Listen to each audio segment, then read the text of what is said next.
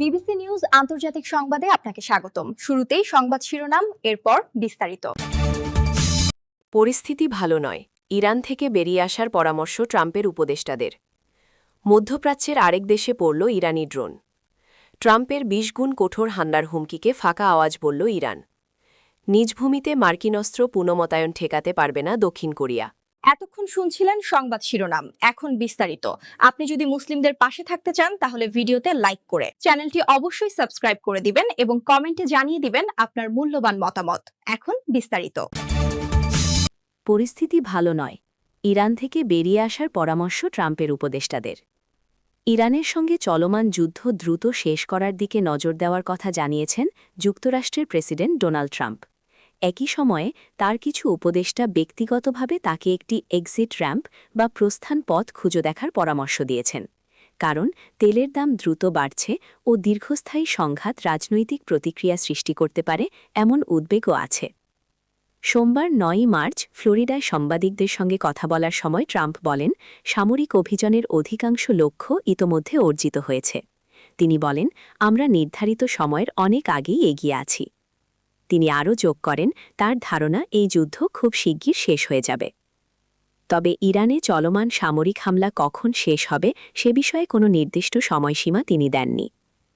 ইরানের জনগণ যারা বর্তমান শাসনের বিরুদ্ধে বিদ্রোহ করেছেন তাদের সহায়তা প্রসঙ্গে প্রশ্ন করা হলে ট্রাম্পের বক্তব্যে বোঝা যায় তিনি দ্রুত যুদ্ধের সমাপ্তি চান, নেতৃত্ব পরিবর্তনের জন্য চাপ অব্যাহত রাখার ব্যাপারে ততটা আগ্রহী নন। ট্রাম্প বলেন, আমরা এমন একটি ব্যবস্থা চাই যা বহু বছরের শান্তির পথ খুলে দিতে পারে, আর যদি তা সম্ভব না হয় তাহলে এখনই বিষয়টা শেষ করে ফেলা ভালো। মধ্যপ্রাচ্যের আরেক দেশে পড়ল ইরানি ড্রোন।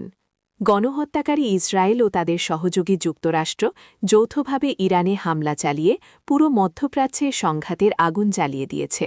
এরপর থেকে কঠোর ভাষায় জবাব দিয়ে যাচ্ছে তেহরানও। সরাসরি তেলাবিবে ঝাঁকে ঝাঁকে ক্ষেপণাস্ত্র ও ড্রোন নিক্ষেপের পাশাপাশি প্রতিশোধমূলক হামলার অংশ হিসেবে উপসাগরীয় দেশগুলোতে অবস্থিত মার্কিন সামরিক ঘাঁটিসহ স্বার্থসংশ্লিষ্ট স্থাপনায় হামলা করে যাচ্ছে ইসলামী প্রজাতন্ত্রের বাহিনীর সদস্যরা। এর অংশ হিসেবে সৌদি আরব, সংযুক্ত আরব আমিরাত, কাতার, বাহরেইন সহ বেশ কয়েকটি দেশে মার্কিন ঘাঁটিতে হামলা চালাচ্ছে ইরান। এবার আরও একটি দেশে ইসলামী প্রজাতন্ত্রের ড্রোন পড়েছে বলে স্থানীয় সংবাদমাধ্যমগুলো জানিয়েছে। সিরীয় সংবাদমাধ্যমের খবরে বলা হয়েছে, দক্ষিণ সিরিয়ার জেলিন গ্রামে ইরানি ড্রোন পড়েছে।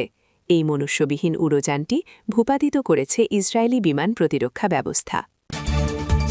ট্রাম্পের ২০ গুণ কঠোর হামলার হুমকিকে ফাঁকা আওয়াজ বলল ইরান। ইরানে ২০ গুণ কঠোর হামলার হুমকি দিয়েছেন মার্কিন প্রেসিডেন্ট ডোনাল্ড ট্রাম্প। এতে বিচলিত না হয়ে পাল্টা হুঁশিয়ারি দিয়েছে তেহরান। ট্রাম্পের হুমকি সম্বলিত একটি সোশ্যাল মিডিয়া পোস্টের কড়া জবাব দিয়েছেন ইরানের সুপ্রিম ন্যাশনাল সিকিউরিটি কাউন্সিলের সচিব আলী লারিজানি। ট্রাম্প তার পোস্টে বলেছিলেন, ইরান যদি হরমুজ প্রণালী দিয়ে তেলের বাণিজ্য বন্ধ করার চেষ্টা অব্যাহত রাখে তবে ওয়াশিংটন ইরানকে ২০ গুণ কঠোরভাবে আঘাত করবে। ট্রাম্পকে উদ্দেশ্য করে লারিজানি সোশ্যাল মিডিয়া প্ল্যাটফর্ম এক্সে একটি পোস্টে বলেন, ইরানের জনগণ আপনার খালি হুমকিকে ভয় পায় না। নিজ ভূমিতে মার্কিন অস্ত্র পুনমোতায়ন ঠেকাতে পারবে না দক্ষিণ কোরিয়া।